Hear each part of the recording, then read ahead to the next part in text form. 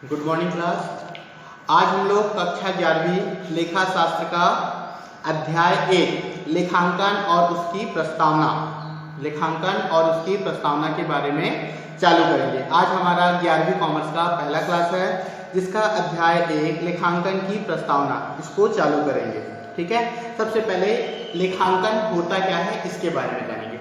लेखांकन जैसे आपको नाम से स्पष्ट है, लेखा और अंकन। लेखा मतलब लिखना और अंकन करना मतलब उसको याद करने के लिए कहीं पर लिखना। अंकन मतलब लिखने की क्रिया।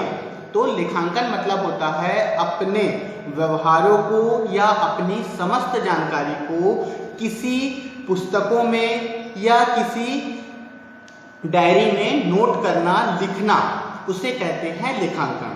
अब लेखांकन शब्द हम लोग कॉमर्स मतलब अकाउंट के शब्दों में अगर बोला जाए तो लेखांकन जैसे बोला है, लेखांकन वह होता है जो किसी चीज को या किसी जानकारी को याद करने के लिए, किसी जानकारी को याद रखने के लिए हम जो अपने पास लिख कर रखते हैं। जैसे कोई जानकारी है, उस जानकारी को याद करने के लिए जो हम लोग लिख कर रखते हैं। जैसे आप लोग स्कूलों में पढ़ते हो, जैसे टीचर आपको पढ़ा के जाता है तो जो बोलता है आप इसको याद करना, तो आप उसको याद करने के लिए क्या करते हैं, सबसे पहले अपनी फेयर कॉपी में लिख के रखते हो। क्यों? क्योंकि वो आपके पास हमेशा जानकारी के रूप में रहे। इसी तरह इसी क्रिया को ही क्या बोला जाता है, लेखांकन। जैसे सबसे पहला बोलता है विषय प्रभेद, जिसमें आवश्यकता बताया। मैं पढ़ रहा हूं, ध्यान से सुनेंगे।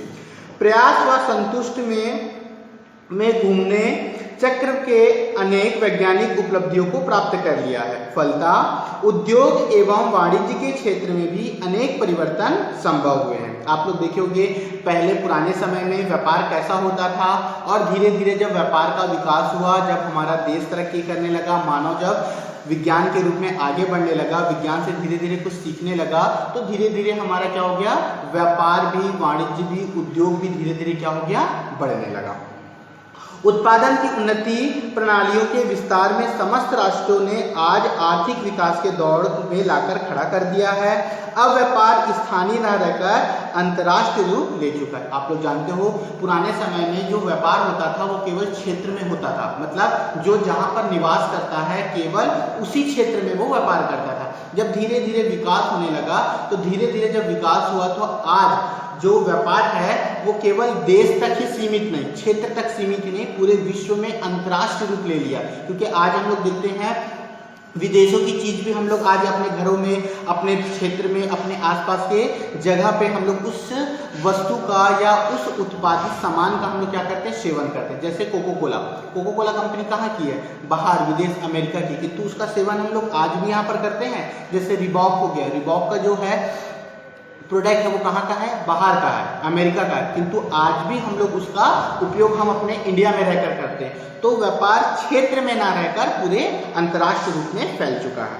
आगे बढ़ता है, साख सुविधाओं को उपलब्ध कराने वाली वित्तीय संस्थानों के विकास तथा बढ़ते सरकारी हस्तक्षेप की आर्थिक समस्याएं और भी जटिल बना दिया है। आगे बढ़ता है, इस युग का प्रत्येक व्यवसायी संगठन को जो आकार में बड़ा हो या बड़ा प्रतिदिन सेकंडों व्यापारी व्यवहारों को संपन्न कराता है। यदि सारे लेन देन सदैव याद रखना संभव हो तो लेखन क्रिया का महत्व उतना नहीं होगा जितना कि आज है। सही बात है, आप रोज का रोज व्यवहार कर रहे हो, आप रोज किसी न किसी से लेन देन कर रहे हो। जैसे आप एक व्यापार चला रहे हो और किसी से रोज लेन देन कर रहे हो, हर एक प्रकार के लोगों से मिल रहे हो, हर एक प्रकार से आप लेन देन कर रहे हो, तो बताओ ऐसी स्थिति में आप उन लेन देनों को याद कर सकते हो?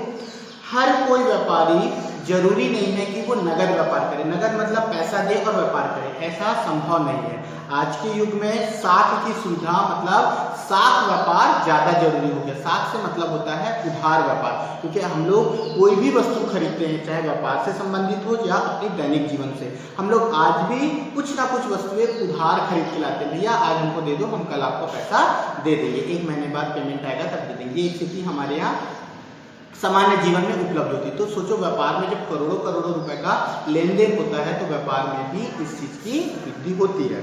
ठीक, आगे बोलता है, यदि सारे लेन देनों को सदैव याद रखना संभव नहीं होता, महत्वपूर्ण उतना ही नहीं होता। लेखांकन की आवश्यकता मुख्यतः इसलिए उत्पन्न हुई क्योंकि मनुष्य स्मरणीय शक्ति सीमित है। स्मरणीय मतलब याद करने की जो क्षमता है इंसान की बहुत सीमित है, क्योंकि आप किसी से लेन देन करते हो सकता है 2-4 दिन 10 दिन के बाद आप उसको भूल जाओ। इसलिए अच्छा है कि उस चीज को आप लिख के अपने पास रख लो, तो जब जरूरत पड़ेगी आपको वहां से जानकारी मिल जाएगी कि हाँ मैंने इस व्यक्ति से इतना पैसा लेना है या इस व्यक्ति को इतना पैसा देना है। ये याददाश्त होता है ना। आगे बढ़ता है, यही कारण है कि प्राचीन समय में यह कहावत थी, पीछे पहले लिख पीछे दे, भूल पड़े तो कागज से ले। मतलब आप जो चीज कर रहे हो उसको लिख लो, और यदि कभी जरूरत पड़े या उस चीज की जानकारी आपको प्राप्त करनी हो तो आप क्या कर सकते हो, उसके बारे में अपने कागज में जहां पर उसको नोट करके लिख कर रखे हो उससे आप प्राप्त कर सकते हो। आगे बढ़ता है, प्रत्येक व्यवसाय अपने धन को वस्तुओं के उत्पादन एवं क्रय विक्रय संबंधी व्यवहारों में विनियोजित करता है। इस संक्षेप में साथ में एक निश्चित अवधि में समाप्ति पर वह वांछनीय प्रतिफल भी प्राप्त करना आवश्यक हो गया है। अतः इस आवश्यकताओं की पूर्ति के लिए ही आर्थिक व्यवहारों का लेखांकन किया जाता है, क्योंकि जो भी आप व्यवहार करोगे, व्यवहार से मतलब है लेन देन करोगे, तो उस लेन देन के बदले आपको लाभ की प्राप्ति होगी। आप किसी न किसी की इच्छा तो रखोगे ना कि मैं अगर लेन देन किया हूँ, व्यापार चला रहा हूँ, तो मेरे को उससे कुछ ना कुछ लाभ मिले। तो इस स्थिति में आप क्या करो, उन लेन देनों को जानकारी के रूप में अपने पास लिख कर रखो। अतः आवश्यकता है कि पूर्ति के लिए आर्थिक व्यवहारों का लेखांकन किया जाता है, क्योंकि आपको मालूम है कि लाभ होगा नहीं होगा, कैसे होगा, किस प्रकार होगा, इस सब की संपूर्ण जानकारी आपको क्या करना पड़ता है, लिख के रखना पड़ता है, क्योंकि आवश्यकता पड़ने पर आप उसको क्या कर सकते हो, समय पर देख सकते हो। व्यवसाय की सफलता सामान्यतः निम्न सूचनाओं पर आधारित होती है, जिन्हें लेखा पुस्तकों से प्राप्त किया जाता है। आगे बोलता है, व्यवसाय क्रय विक्रय की क्या स्थिति है। दूसरा, कितने व्यक्तियों को रुपए देना है, कितने व्यक्तियों से रुपए या राशि लेनी है। तीसरा, व्यवसाय में किन किन संपत्तियों का प्रयोग किया जा रहा है या वर्तमान में उसका मूल्य कितना है। अगला, व्यवसाय के लाभ क्या हो रहे हैं अथवा हानि हो रही है। उपयुक्त सूचनाओं के साथ साथ विभिन्न कानूनी आवश्यकताओं को पूर्ण करने व व्यवसाय के सफल संचालन के लिए व्यवहारों का समुचित ढंग से लेखांकन किया जाना आवश्यक है। इसका सार मैं बता देता हूँ। यदि आप अपने व्यापार में, आप एक व्यापारी हैं और अपने व्यापार में आप लेन देन कर रहे हैं, तो ऐसी स्थिति में आपको चाहिए कि जिन व्यापारियों से आप लेन देन कर रहे हो या जो संपत्ति आपके व्यापार में लगी है उसकी संपूर्ण जानकारी आपके पास हो। आपके पास जानकारी कैसी होगी, तो उस जानकारी को आप कहीं ना कहीं अपने लेखा पुस्तक जो व्यापार में यूज करते हैं उस लेखा पुस्तकों में आपको दर्ज करके रखना पड़ता है। आप अपने पास दर्ज करके रखोगे तो इन फ्यूचर मतलब भविष्य में जब भी आपको उसकी आवश्यकता पड़ेगी तो आप क्या कर सकते हो, उसके बारे में जानकारी निकाल सकते हो। आप ये बता सकते हो कि किन व्यक्तियों से मेरे को कितना पैसा लेना है या किन व्यक्तियों को कितना पैसा देना है।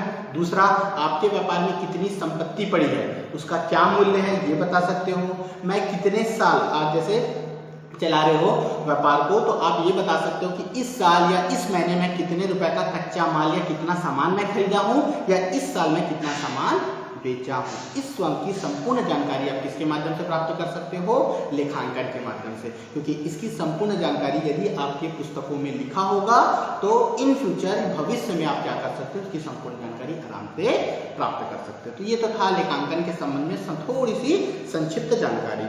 हम लोग नेक्स्ट क्लास में बही खाता और लेखांकन के बारे में स्टार्ट करेंगे कि बही खाता होता क्या है और लेखांकन क्या होता है। ठीक है, इसका आगे हम लोग नेक्स्ट क्लास में देखेंगे। क्लियर है?